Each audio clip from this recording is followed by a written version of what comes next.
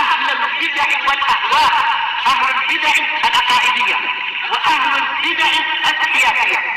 أنا أقول بيننا وبينكم السلف، بيننا وبينكم الكتب، كان فيقول البدع بيننا وبينكم. بسم الله الرحمن الرحيم. الحمد لله الذي أرسل رسوله بالهدى ودين الحق ليظهره على الدين كله وكفى بالله شهيدا. أشهد أن لا إله إلا الله وحده لا شريك له إقرارا به وتوحيدا، وأشهد أن محمدا عبده ورسوله صلى الله عليه وعلى آله وسلم تسليما مزيدا لا نبي بعده. Ikhwani fid din wa akhwati fillah, a'azzani wa a'azzakumullahu jami'an wa barakallahu fikum.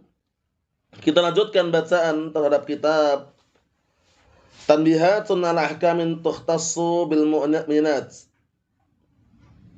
atau takhtassu bil mu'minat. Artinya yaitu kitab yang berisikan tentang fikih yang ringkas seputar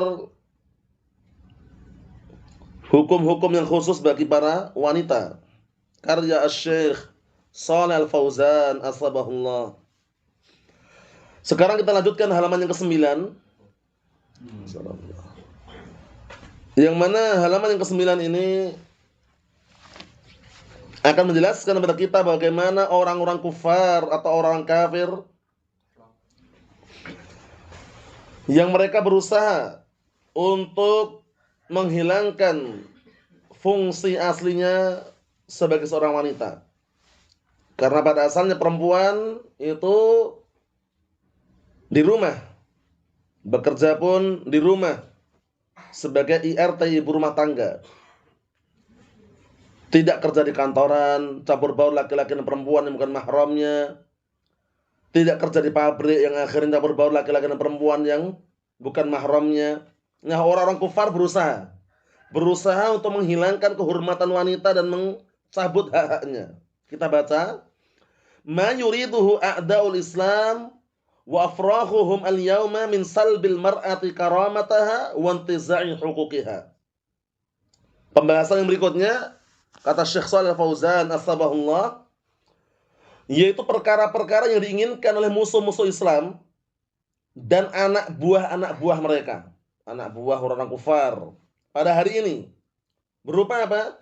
Berusaha untuk salbi, menghilangkan, berusaha untuk menghilangkan dari seorang wanita karamatah, kehormatannya. Semula perempuan kan di rumah terhormat dan terhormat, terjaga. Tidak rusak kehormatannya. Nah, mereka berusaha untuk apa? Salbil mar'ah karamataha, menghilangkan dari seorang wanita kehormatannya, wantiza'i huquqiha, dan mencabut hak-haknya. Makanya pada asalnya yang mencari nafkah untuk keluarga, untuk anak, untuk istri ya suami. Makanya suami digelari dengan apa? Kepala rumah tangga. Mafhum? Kepala rumah tangga. Kemudian seorang istri, dia tidak akan menjadi pemimpin dalam rumah kecuali kalau suami gak ada. Itu ingat-ingat itu. Kalau suami tidak ada, maka pemimpinnya di dalam rumah itu adalah istri, memimpin anak-anaknya di dalam rumah tersebut. Tapi selama suami itu ada, maka nggak diperbolehkan dia menjadi pemimpin, menguasai suaminya. Kenapa demikian? Karena dimanapun kalau pemimpin itu perempuan yang memimpin, itu nggak usah banyak berharap sudah, pasti terjadi kerusakan. Karena sunnatullah jalla wa'ala, ketetapan Allah subhanahu wa ta'ala disebutkan dalam hadis yang sahih, lan yufliha qaumun walau amrahum ra'ah. Suatu kaum tidak akan pernah beruntung kalau sudah menyerahkan urusannya kepada seorang wanita. Jangan pernah tertarik, kok yang mimpin perempuan ya, kok gubernurnya perempuan, bupatinya kok perempuan, paham ya? Yang jadi pemimpin kok perempuan. Nggak perlu tertarik, karena sudah sunnatullah jalla wa'ala, kalau yang mimpin seorang perempuan pasti banyak keributan, tidak akan beruntung suatu kaum. Kalaupun nampak untung, nggak ada berkahnya, karena berseberangan dengan syariat. Pemimpin itu pada asalnya laki-laki. Ar-rijalu qawwamuna 'ala nisa. Kaum lelaki mereka lah pemimpin-pemimpin bagi para wanita. Makanya disebutkan dalam hadis, wal mar'atu ra'iyatun fi baiti zawjiha. seorang wanita itu menjadi pemimpin di rumah suaminya. Kapan itu? Ketika suaminya nggak ada. Ketika suaminya tidak ada. Makanya dalam hadis sebutkan, tidak boleh seorang wanita puasa sunnah dalam keadaan suami di rumahnya, kecuali dengan seizin suaminya. Izin dulu. Bang, boleh nggak puasa sunnah? Kalau abang jadi, suami tadi mengizinkan, barulah dia istri berpuasa. Itu kalau puasa sunnah. Yang menunjukkan bahwasanya di dalam rumah tangga pemimpinnya siapa? Pada asalnya lelaki, suami. Paham ya? Nah, barakallahu fi. Kemudian kalau suami pergi barulah istri tadi menjadi pemimpin, memimpin anak-anaknya di dalam rumah tersebut. Mafhum? Kemudian sebutkan juga dalam riwayat yang lainnya, ketika suami tidak ada, kemudian ada tamu yang hendak bertamu, lelaki ajnabi atau tamu yang lainnya, alangkah baiknya kalau dia izin terlebih dahulu dengan suaminya. Karena jangan sampai apa? Memasukkan tamu yang dia nggak kenal. Memasukkan tamu yang ternyata bukan mahramnya, berbahaya. Bisa dipahami ya? Nah, orang-orang kufar berusaha untuk merusak kehormatan wanita dan mencabut hak-haknya, menghilangkan. Biarkan dah perempuan biar sama laki-laki sama aja lah. Biar sama-sama kerja di kantor, di pabrik, tabur baur, ngobrol bareng, boncengan bareng, nah itu. Tujuan orang kufar seperti itu tujuannya. Akhirnya hilanglah kehormatan wanita. Terinjak-injak kehormatan wanita. Kita lihat di sini. Inna a'da'al Islam halaman 9 itu. Sesungguhnya musuh-musuh Islam. Bal a'da'ul insaniyah al-yaum. Bahkan musuh-musuh kemanusiaan pada hari ini minal kufar. Dari kalangan orang-orang kafir. Wal munafikin. Dan dari kalangan orang-orang munafik. Walladzina fi qulubihim marad. Dan orang-orang yang di dalam hatinya ada penyakit. Ghadahum manalatul mar'atul muslimah. Mereka merasa geram. Ghadah itu geram. Jadi mereka merasa geram terhadap apa yang diraih oleh seorang wanita muslimah min karamatin wa izzatin wasiyatin fi Islam. Lihat ini. Jadi mereka orang kafir, orang munafik geram ketika melihat apa yang diraih oleh seorang wanita muslimah berupa apa? Kehormatan, kemuliaan dan perlindungan di dalam agama Islam. Perempuan di dalam agama Islam dilindungi atau tidak? Dilindungi, semua aktivitasnya dikondisikan, diatur oleh syariat. Nggak sembarangan. Perempuan keluar rumah, ingin belanja, ingin bepergian, nggak boleh pakai wangi-wangian, bayangkan tuh. Diatur oleh syariat. Tujuannya apa tujuannya? Tujuannya tentunya kebaikan di balik itu semuanya.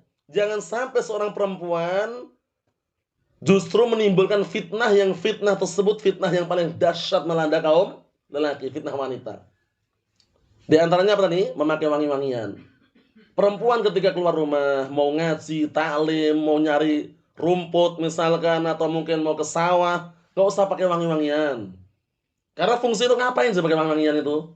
Biasanya biar tercium baunya orang lain kan? Biar cium baunya orang lain, Masya Allah, fulanah bintu fulan, baunya wangi atau semisalnya. Itu ternyata apa, barakallahu fiik? Akibat dibalik perbuatan tersebut terkena vonis zaniyah, penzina, bayangkan itu. Kalau anak pribadi terus terang nggak pengen, dan antum pun pasti nggak pengen kalau keluarganya, istrinya, anak perempuannya dibilang pezina. Pengen nggak? Nggak pengen. Oleh karena itu waspada. Harus ada respon dan gerakan di situ. Apa kata Rasulullah SAW? Ayu mamra'atin kharajat wasta'tarat famarrat ala qaumin liyajidu rihaha fahiya zaniyah.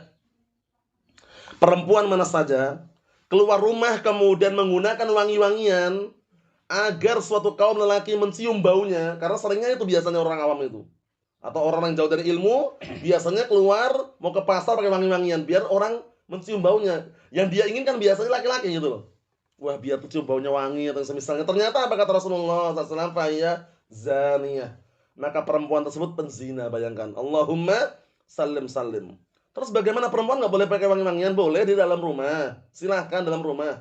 Adapun ketika keluar rumah sudah berpakaian luas, longgar, lebar, warna gelap, tertutup auratnya, pakaian syar'i, berhijab yang syar'i, bercadar, kemudian kalau memungkinkan pakai nikob, wangi-wangian jangan sudah. Paham ya? Wangi-wangian bagi perempuan tuh hanya dalam rumah saja. Paham? Nah, barakallahu fiik, penting sekali karena kita menyampaikan apa? Sesuai dengan apa yang Rasulullah kabarkan. Jangan sampai kita merobek-robek kehormatan wanita gitu loh. Kalau perempuan udah dicap penzina itu udah ngeri, ya kan? Perempuan dibilang penzina kan ngeri kan? Vonis yang ngeri ini loh ya, bukan vonis yang ringan ini. Nah, sebabnya apa? gara-gara pakai wangi-wangian keluar rumah, bayangkan itu. Mungkin sebab yang sepele tapi ternyata vonisnya berat. Oleh karena itu waspada. Kalaupun perempuan akhwat mau pakai wangi-wangian di dalam rumah saja. Di luar rumah pastikan pakaian-pakaian yang dipakai untuk keluar rumah, untuk ta'lim, untuk kajian, untuk belanja, untuk aktivitas di luar barakallahu fik tanpa wangi-wangi. Itu semuanya bisa diupayakan, diusahakan. Enggak usah dipedulikan orang bilang wah baunya bau keringat, bau ini biarin.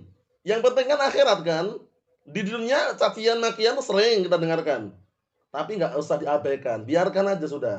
Mereka mau mencaci maki apapun biarin aja. Paling-paling bau ketiak, bau keringat itu di dunia aja kan. Nanti di akhirat surga balasannya itu. Kalau orang mengamalkan syariat. Di surga itu nanti enggak ada istilahnya bau ketiak, bau keringat enggak ada. Semua keringat-keringat yang di surga itu baunya bau misik. Masya Allah. Bayangkan itu. Nah, makanya sabar di dunia ini sabar. Jangan bermudah-mudahan. Pengennya biar dipuji, disanjung. Masya Allah fulana. Kalau keluar wangi sekali baunya ya. Parfumnya wangi sekali harganya berapa ya. Itu semuanya fitnah. Ingat-ingat. Fahiyazaniyah. Maka perempuan tersebut adalah penzina. Minyak wangi dipakai dalam rumah. Ingat-ingat ini ya. Karena penjagaan agama Islam terhadap wanita itu sangat luar biasa. Agar benar-benar perempuan itu kembali kepada fitrah aslinya. Iya kan? Di dalam rumah kemudian tidak memfitnah kaum lelaki. Nah, itu pun para ulama jelaskan juga kalau berpakaian, pakaian yang bagaimana? Pakaian yang gelap, yang tidak norak, yang tidak warna-warni, bermotif bunga, motif ini. Karena biasanya motif-motif seperti itu masih bisa menarik perhatian kaum lelaki. Yang fungsinya ketika perempuan keluar itu tujuannya kan bukan untuk itu. Tujuannya apa? Mungkin ada keperluan aktivitas. Bukan tujuannya untuk menarik perhatian laki-laki kan. Kalau dia masih memilih pakaian yang bermotif, yang bergambar ini, gambar itu, berarti ada pikiran lain. Untuk bergaya, nah itu nggak diperbolehkan. Masa akhwat mau bergaya ketika keluar rumah? Ya kan? Akhwat bercadar, milih cadarnya, atau pakaiannya, atau barakallahu fi pakaian lebarnya, ada yang motif ini, motif itu. Motif-motif tadi itu pastikan di dalam saja. Paham ya? Jangan sampai dia ada niatan bergaya, itu keliru sudah. Walaupun pakai cadar. Paham ya? Karena apa? Gayanya tuh siapa itu loh. Pakai yang polos, longgar, luas, lebar, warna gelap, aman sudah. Nggak banyak gaya. Karena perempuan tuh ketika keluar itu karena darurat. Karena ada keperluan, bukan tuh bergaya. Itu penting sekali ya. Nah, makanya Syekh Muhammad bin Shalih Al-Utsaimin rahmatullah alaih pernah ditanya, bagaimana dengan pakaian seorang wanita, abaya, pakaian-pakaian luas yang panjang-panjang itu yang warna hitam tapi ada motifnya. Motif itu yang ada gambarnya, ada gambar bunga atau misalnya nampak gitu. Kata beliau, itu nggak pernah dijumpai di zaman para salaf dahulu. Para salaf dahulu pakaian mereka itu bagikan hitam-hitam, bagian huruf-huruf itu burung gagak. Paham ya? Antum kalau lihat sayap gagak itu kan taruhlah hitam-hitam ada, nggak ada motifnya. Bisa dipahami ya, maksudnya apa maksudnya? Maksudnya pakaian-pakaian yang sifatnya ada hiasannya, walaupun pakaian perempuan, pakaian akhwat, dipakai keluar rumah, terutama akhwat yang dewasa ya, barakallahu fiik, itu dihindari. Karena tujuan ketika akhwat atau perempuan keluar rumah bukan untuk bergaya, bukan untuk berhias, tapi untuk keperluan. Mafhum? Jadi kalau ada niatan berhias, ada niatan bergaya, tercoreng niatnya sudah. Allahul musta'an. Kita lihat lagi. Li'anna a'da'al Islam minal kuffar wal munafiqin yuriduna an takuna al-mar'atu adata tadmirin wa hibalatan yastaduna biha dhi'afal iman wa ashabal gharaiz al-janihah ba'da an yushbi'u minha syahwatahumul mas'urah. Lihat ini. Ngeri sekali. Dikarenakan musuh-musuh Islam dari kalangan orang kafir, orang munafikin, mereka menginginkan agar perempuan itu menjadi alat penghancur. Coba untuk saksikan sekarang, hampir semuanya mereka menggunakan apa? Perempuan. Supermarket, minimarket, perempuan penjualnya. Sengaja dibikin seperti itu biar menarik perhatian, ya enggak? Nah, operator apa? Telkomsel, operator Indosat atau telepon-telepon lah kalau antum kehabisan pulsa. Yang jawab perempuan laki-laki suaranya itu. Perempuan. Intinya sekarang itu mereka menggunakan bagaimana perempuan jadi alat penghancur. Nah, jangan sampai akhwat-akhwat perempuan kita termakan umpan mereka. Bisa dipahami itu ya? Nah, karena mereka bagaimana caranya menarik perhatian kaum lelaki, menarik konsumen menggunakan perempuan gitu loh. Antum saksikan aja kalau nggak percaya, supermarket, minimarket, ya kan? Penjualan-penjualan biasanya yang nawarkan perempuan. Bank keliling pun, bank plecet itu kadang menggunakan perempuan juga untuk menarik perhatian. Bayangkan itu. Kita lihat sini fungsinya. Wahibaratan, dan juga untuk apa? Menjadikan perempuan itu perangkap. Hibala perangkap artinya. Perangkap atau jebakan artinya. Jebakan nam yastaduna biha, yang mereka akan memburu dengan jebakan tersebut di'afal iman, orang-orang yang lemah imannya. Bayangkan. Orang yang lemah imannya terkena gitu loh. Wah, masya Allah penjualnya cantik ya, penjualnya masih muda ya, tertarik kan? Nah, barakallahu fiik. Nah, kemudian juga apa, barakallahu fiik, untuk memburu orang-orang yang apa? Orang-orang yang bergelimang di dalam perbuatan dosa, ashabul gharaiz al-janihah, itu bergelimang dengan dosa. Setelah apa? Agar apa? Agar mereka itu kenyang dengan syahwat-syahwat mereka yang sedang bergejolak. Bayangkan itu. Dibikin fitri seperti itu. Orang kufar sengaja. Paham ya? Permusuhan orang kufar terhadap kaum muslimin itu nggak ada hentinya. Bagaimanapun caranya mereka lakukan. Permusuhan yang paling hebat sampai nanti hari kiamat, al-Yahud wa Nasara. Al-Yahud wa Nasara itu permusuhan yang sangat luar biasa. Walan tarda ankal Yahud walan Nasara hatta tattabi'a millatahum. Dan orang Yahud dan Nasara, wahai Muhammad, tidak akan pernah ridha terhadapmu sampai engkau mengikuti agama mereka. Hatta tattabi'a millatahum. Sampai engkau mengikuti agama mereka. Jadi jangan pernah antum berpikir, wah pasti menang kalau yang menolong adalah orang negara luar, negara terkaya atau negara yang kuat misalkan. Sekarang antum mendengar tragedi Palestina. Tragedi di Palestina ini, barakallahu fiik. Taruhlah mendengar kabar Iran akan bantu. Iran itu negara Syiah Rafidhah di sana. Syiah Rafidhah itu pelopornya siapa pemimpinnya? Abdullah bin Saba al-Yahudi. Orang Yahudi masa mau membunuh orang-orang Yahudi Israel. Sama-sama Yahudinya. Politik antar benua, politik antar negara, jangan pernah tertipu. Yang perlu kita doakan kaum muslimin yang tertindas, yang lemah di Palestina. Udah itu aja.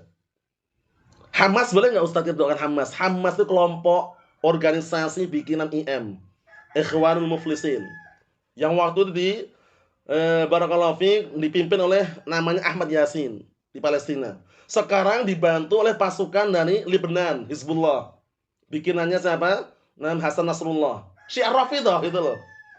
Jadi kalau peperangan seperti ini, alangkah baiknya kalau kita nggak ikut campur mendoakan mereka. Yang doakan kaum muslimin aja yang tertindas.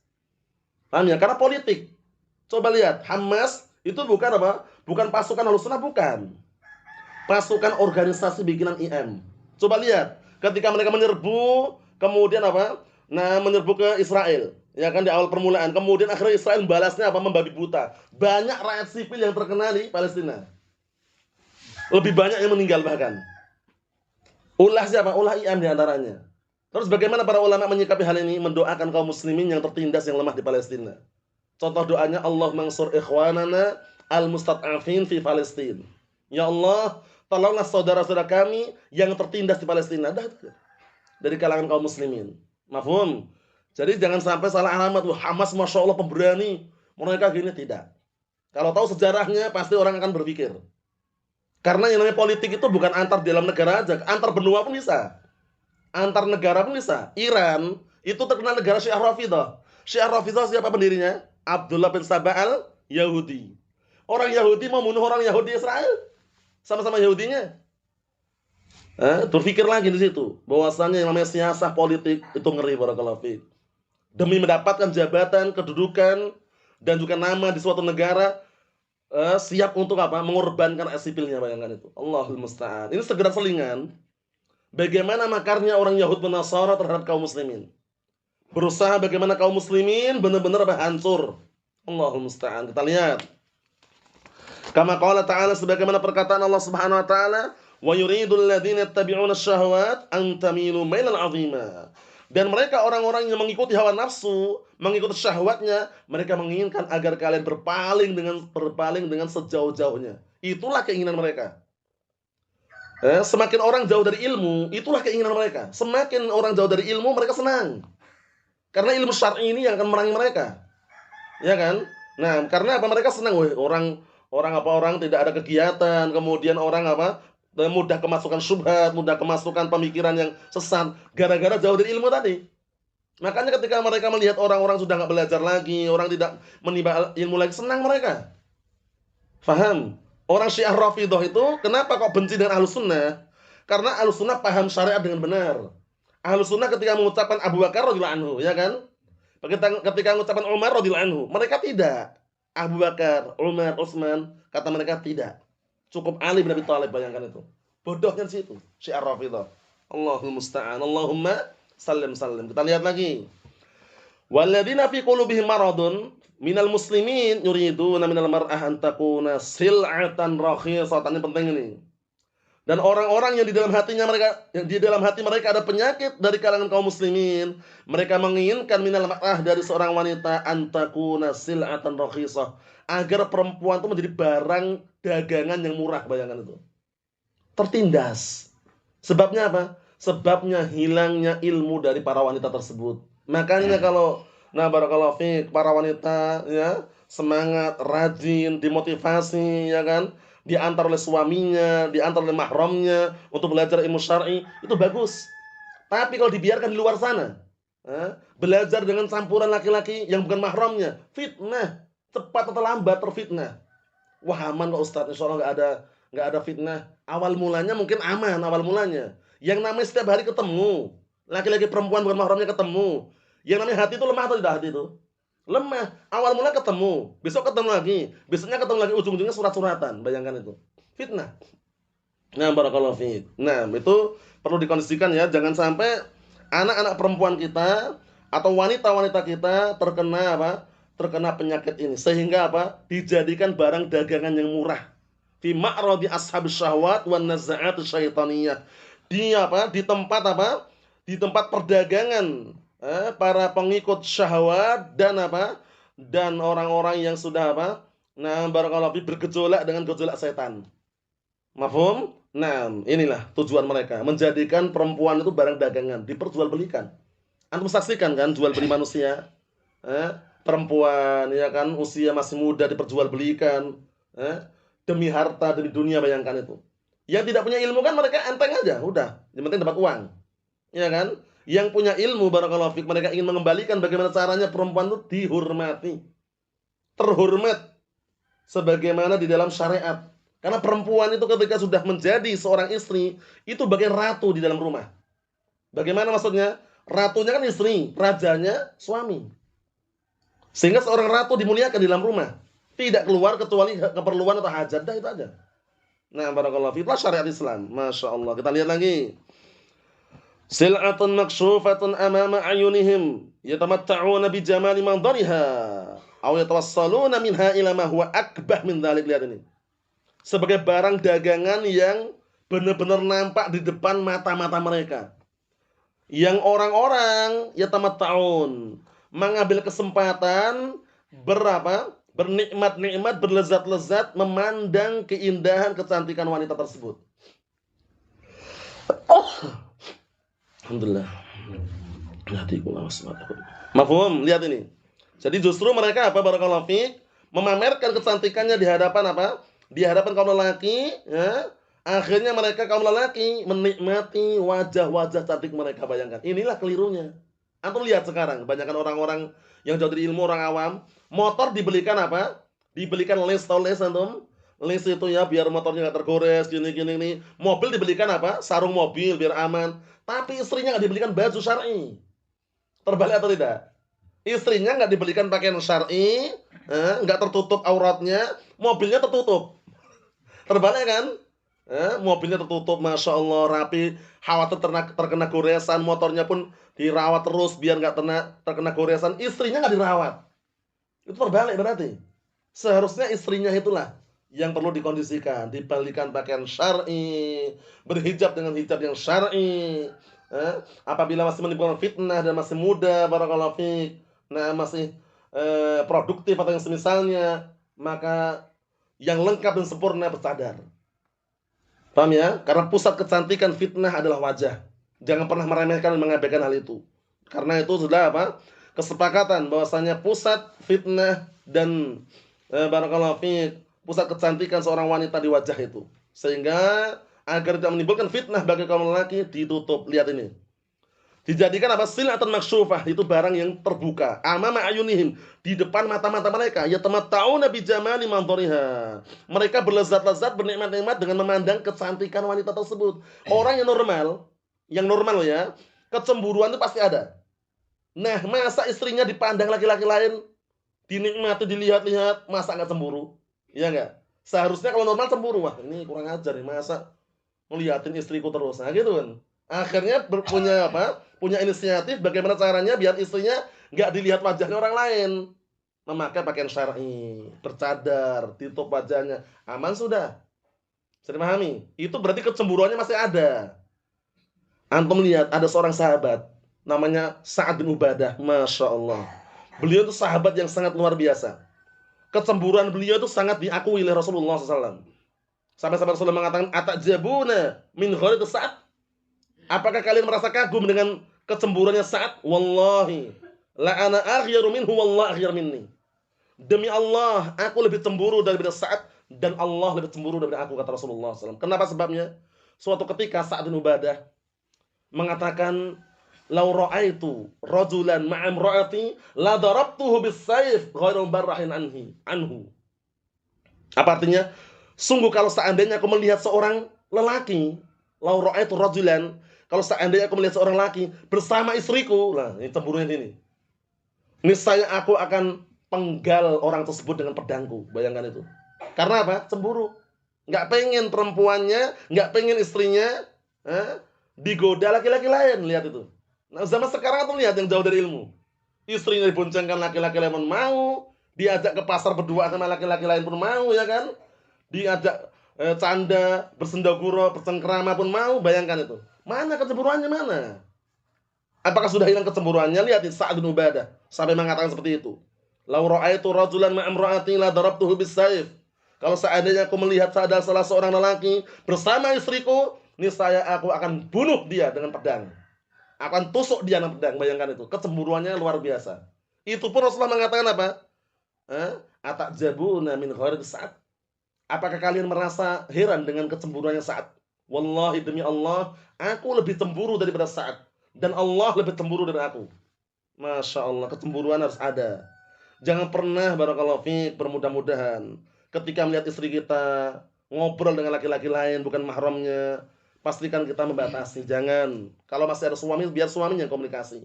Paham ya? Nah, kalaupun seandainya hanya jual beli seperlunya, tidak ada larangan. Kadang yang berlebihan itu. Paham ya? Berlebihan sampai ngobrol, canda, tertawa bareng atau semisalnya. Mana kecemburuannya? Nah, kita lihat sini. Kata beliau, "Au yatawassaluna minha ila ma huwa akbar min dzalik." Lihat ini. Atau bahkan mereka bisa menghantarkan dengan sebab apa? Melihat pemandangan cantik wanita tersebut, menghantarkan kepada perkara yang lebih jelek dari itu semuanya, perzinaan. Karena sebutkan oleh Al-Imam Ibnu Qayyim Al-Jauziyah rahimatullah alaih dengan semakna, fitnah wanita yang merasuk di dalam hati seorang laki-laki itu tidak langsung masuk. Awal permulaan melihat dulu. Setelah melihat, sering melihat, akhirnya masuk ke dalam hati. Kalau sudah masuk ke hati, dia sangat sulit melupakannya. Nah, di saat itulah hati mulai teriris-iris gitu. Mulai terkena apa? Penyakit. Karena apa? Mengingat terus wajah seorang wanita tadi. Bayangkan, fitnah. Fitnah seperti itu. Dari mata menuju ke hati. Bayangkan itu. Kalau udah masuk ke hati, kalau nggak segera diobati, nggak segera dihilangkan, akhirnya apa? Akan mematikan hati tadi. Melihat istri sudah bukan istrinya lagi. Bayangkan itu. Melihat istrinya di depannya, itu rasanya bukan istrinya. Paham ya? Yang ada itu bayangan perempuan lain. Bayangkan, fitnah. Fitnah. Luar biasa fitnah wanita. Ini sekedar selingan. Pastikan jangan sampai terjadi pada diri-diri kita dan kaum muslimin. Kita lihat sini. Walidzalika harasu ala an takhruj min baitiha. Oleh karena itu, orang-orang kufar sangat semangat. Bagaimana caranya apa? Nah, barakallahu fiik. Antukhrij min baitiha, untuk mengeluarkan para wanita dari rumahnya. Lihat ini. Untuk apa? Litusyarikar rijal fi a'malihim janban ila janbin. Agar para wanita itu berserikat, sama-sama berserikat dengan lelaki di dalam pekerjaan mereka. Janban ila janbin.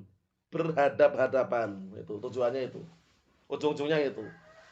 Diiming-imingin gajinya sekian-sekian, akhirnya apa? Kerja di kantor, di pabrik, dia perempuan di sekretarisnya, bosnya laki-laki. Bayangkan itu fitnah. Nah, itulah tujuan mereka. Jadi mereka mengatakan udah nggak apa-apa, sama aja laki-laki perempuan itu sama katanya. Sama apanya? Beda. Walaysa dzakaru kal unsa. Laki-laki itu nggak sama seperti perempuan, kok sama gimana? Sudah kita lihat di hadis ayatnya tadi kan. Ar-rijalu qawwamuna 'ala nisa. Kaum lelaki itu pemimpin bagi kaum wanita. Kok sama gimana? Beda. Pembagian warisan. Lidzakari mithlu hadzil unsayain. Untuk anak laki-laki 2 kali lipat bagian untuk anak wanita. Kok sama apa yang sama? Kita katakan memang ada beberapa yang sama dalam menjalankan syariat. Naam. Salat sama-sama wajib salat, ya kan? Kemudian puasa sama-sama wajib puasa. Tapi ada bedanya. Perempuan ada haid atau tidak? Ada haid, ada nifas atau tidak? Ada nifas. Disitulah kurang agamanya. Makanya perempuan itu disebut dalam hadis itu kurang agama, kurang akal. Ini nggak boleh meronta-ronta. Wah, masa kita diajak para wanita? Bukan mengajak, sunnatullah jalla wa'ala. Ketetapan Allah subhanahu wa ta'ala. Kita lihat hadisnya. Kenapa dikatakan kurang akalnya? Satu persaksian wanita itu setengah persaksian lelaki. Jadi kalau seorang perempuan bersaksi 1 orang, itu kalau dibandingkan laki-laki itu baru setengahnya. Paham ya? Jadi 2 orang perempuan baru seimbang dengan 1 laki-laki. Berarti kurang apa? Kurang akalnya. Mahum. Kurang agamanya, perempuan itu ada yang namanya datang bulan atau haid atau nifas. Di situ dia sholat atau tidak? Tidak sholat. Puasa enggak? Enggak puasa. Kurang agamanya. Itu harus diakui itu. Nah, oleh karena itu apa kata Rasulullah SAW? Istausu binisa'i khaira. Nasihatilah para wanita dengan cara yang terbaik. Cara yang terbaik dalam menasihati adalah nasihat yang sumbernya dari Al-Quran dan As-Sunnah. Seperti itu. Terus dimotivasi. Bukan mengajak syariat seperti itu berbicara. Kita ambil dikit lagi. Kata beliau, barakallahu fikum, aw litakhdim rijal mumarridatan fil mustashfa aw mudanyifatan fit ta'irah. Allahul musta'an. Aw darsatan aw mudarrisatan fi fusuli dirasah al-mukhtalitah. Artinya, atau orang-orang kufar berupaya agar perempuan itu menjadi perawat membantu lelaki di rumah sakit. Paham ya? Perawat perempuan, kemudian apa barakallahu fikum membantu kaum lelaki yang bukan mahramnya. Lah terus kalau nggak ada akhwat-akhwat nanti nggak ada perempuan bagaimana? Kita katakan banyak perempuan. Tapi perempuan Ahlus Sunnah wal Jamaah yang siap untuk mengikuti Al-Qur'an Sunnah dan tidak bisa mengelak dari perkara maksiat, perkara yang haram, jangan mau dijadikan seperti ini. Perawat perempuan yang akhirnya apa barakallahu fiik menemani kaum lelaki yang bukan mahramnya di rumah sakit. Tujuan mereka seperti itu. Paham ya? Nah, kenapa kok yang seperti ini kok sampai dilarang? Bukan mahramnya. Itu bukan ada darurat. Darurat bagaimana? Dia punya solusi. Kalau dia paham syariat, dia punya solusi. Solusinya apa? Solusinya kalau taruhannya harus berhenti. Perempuan di rumah. Aneh itu. Nanti kalau misalkan perempuan tersebut berhenti dari perawat, gak ada perawat banyak yang lain. Yakin sudah itu. Yang sulit itu yang banyak alasan. Itu penting sekali ya. Ini lihat ini. Syekh Shalih Fauzan menjelaskan tujuannya apa? Litakhdimir rijal mumarridatan, agar perempuan tersebut membantu kaum lelaki menjadi perawat di rumah sakit. Au mudanyifatan lita'irah, atau menjadi pramugari. Antum tahu pramugari? Pramugari itu biasanya di dalam pesawat itu. Pakaiannya kayak gitu pakaiannya. Beraneka ragaman itu. Nah, ya di situ nanti dia sudah memperagakan peragaan yang itu dan ini fitnah. Nah, kemudian apa? Au dari satu pengajar guru. Guru kalau di tempat ruang tertutup nggak masalah. Akhwat ngajar akhwat nggak masalah. Tapi lihat ini. Atau sebagai seorang guru, au mudarris atau dosen, fi fusulid diras al-mukhtalithah, ini kelirunya. Di sekolah-sekolah, di kelas-kelas sekolah yang bercampur baur, inilah kelirunya. Sekolah yang campur baur, laki-laki dan perempuan mahram campur baur, itu keliru. Paham ya? Nanti anak kami kalau nggak di sekolah situ nggak dapat ijazah tuh apa itu loh. Zaman sekarang nggak dipakai lagi ijazah itu udah. Iya nggak? Zaman sekarang itu ijazah hampir nggak dipakai. Paham ya? Yang dipakai zaman sekarang siap dan keterampilan dah itu. Orang terampil punya keterampilan bikin donat perlu pakai ijazah? Nggak perlu pakai ijazah, jual lah. Bismillah, alhamdulillah. Iya kan? Punya keterampilan jualan pisang. Ya, punya keterampilan kerja bangunan, tukang. Iya kan? Nggak perlu ijazah semuanya. Kok bingung kalau anaknya nggak punya ijazah? Ini keliru, ini bisikan syaitan yang terkutuk ini. Ingat-ingat ya. Kalau sampai bingung, wah nanti anakku bagaimana yang nggak punya ijazah ya.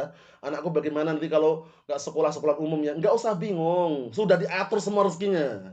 Kalau nggak percaya dibuktikan saja yang sudah ada ini. Jangan apa? Jangan justru menjerumuskan diri, lihat ini. Kata beliau. Termasuk makar orang-orang kufar dari kalangan Yahud Nasara adalah membuat bagaimana caranya wanita menjadi pramugari di antaranya. Atau menjadi pengajar atau dosen di kelas-kelas sekolahan yang campur baur laki-laki dan perempuan itu loh. Berarti menunjukkan kalau menjadi guru pengajar di tempat yang khusus akhwat semuanya barakallahu fiik, tidak ada campur baur, tidak ada gambar-gambar, tidak ada selfie-selfie atau semisalnya, silakan. Faham maksudnya? Karena aman dari fitnah. Bisa dipahami itu ya. Tapi kalau udah masuk pramugari, kemudian pekerjaan di rumah sakit yang tidak bisa mengelak dari perkara yang mungkar atau yang semisalnya, kemudian menjadi dosen atau guru di sekolahan yang sekolahan umum, campur baur laki-laki dan perempuan bukan mahramnya, bahaya. Atau setelahnya dikit lagi, au mumassilatan fil masrah atau menjadi artis di layar kaca. Udah. Perempuan akhwat biar jadi YouTuber. Zaman sekarang kan terkenal YouTuber itu kan, pakai cadar akhirnya apa tampil di layar kaca, bayangkan itu. Cadarnya dibuka, akhirnya viral kemana-mana, terkenal, dosa. Allah musta'an. Nah, au mughaniyatan atau menjadi penyanyi. Perempuan jadi penyanyi, Allah musta'an. Au mudhi'atan fi wasal i'lam al-mukhtalifah atau menjadi penyiar radio. Safirah fatinah, yang apa barakallahu fik dia suka keluar bikin fitnah dengan suaranya dan postur tubuhnya dan kecantikannya, bayangkan itu. Allah musta'an. Ini kita ambil belum semuanya. Kesimpulannya barakallahu fik, orang-orang kufar berusaha semaksimal mungkin menghancurkan kehormatan wanita dengan cara-cara tadi itu. Dijadikan pramugari, dijadikan nambah perawat-perawat di rumah sakit biar apa? Melayani kaum lelaki, ya kan? Kemudian dijadikan apa? Artis, dijadikan apa lagi? Guru di sekolahan umum. Sekolahan umum sekolah yang campur baur laki-laki dan perempuan bukan mahramnya. Paham ya? Nah, ini perlu dikondisikan. Kalau kita punya perempuan, akhwat, istri atau anak perempuan, pastikan kita bisa mengkondisikan. Karena target kita bukan dunia tapi akhirat, ingat-ingat tuh. Kalau targetnya dunia selesai sudah. Tapi akhirat masih ada perjuangan di situ. Nah, selama kita masih ada nyawa dan mampu berjuang. Jangan bermudah-mudahan, wah nanti kalau anakku gak punya ijazah bagaimana, harus sekolahkan di sekolahan umum dulu lah biar dapat ijazah. Untuk apa ijazah?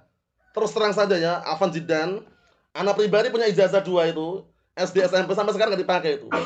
Paham ya? Gak dipakai dalam artian apa? Memang untuk pekerjaan itu gak perlu menggunakan itu loh. Gak harus itu loh. Misalkan jualan madu misalkan, atau jualan minyak zaitun, perlu ijazah nggak? Nggak perlu juga kan?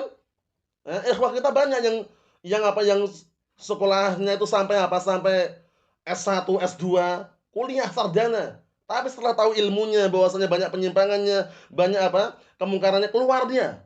Keluar jualan pisang, bayangkan tuh. Kemudian hanya kuliah jurusan apa? Ekonomi. Kuliah jurusan ekonomi kan seharusnya ekonominya Masya Allah lancar, paham kan? Akhir keluar jualan cilok. Paham ya? Kemudian ada juga orang kuliah jurusan teknologi. Teknologi kan luar biasa kan? Nah, tapi karena udah paham ilmunya, rezeki diatur Allah Subhanahu wa taala, keluar dia jualan apa? Jualan tempe tahu, bayangkan itu. Jadi intinya jangan pernah menyandarkan rezeki itu ada berijazah, itu enggak harus. Rezeki diatur oleh Allah Subhanahu wa taala. Tanamkan di benak anak-anak kita. Siap profesional, keterampilan, bismillah, tawakal Allah taala. 3 kuncinya. Apa itu? Ikhtiar, ad-du'a, tawakul. Berusaha, berdoa, tawakal. Itulah kunci kesuksesan. Paham ya? Jangan bermodalkan doa tok. Doa memang, ikhtiar harus ada, tawakal setelahnya. Bisa dipahami? Nah, ini sekedar selingan barakallahu fiik agar perempuan itu benar-benar terlindungi syariat dan tetap dalam kondisi kembali ke hukum asalnya terhormat, tidak diinjak-injak kehormatannya, tidak diperjualbelikan seperti harga yang sangat murah, barang yang murah, tidak tercoba azabi oleh apa? Nah, barakallahu fi oleh pemikiran orang kufar, atau agar perempuan tersebut kehormatannya senantiasa terjaga dan juga tidak apa? Termakan syubhatnya oleh orang-orang munafikin atau yang semisal itu. Itulah yang kita bahas, masih panjang barakallahu fiik, insyaallah kita tunda pada pertemuan yang akan datang. Nasallahu as-salamata wal afiyah fid dunya wal akhirah. Walhamdulillahirabbil alamin.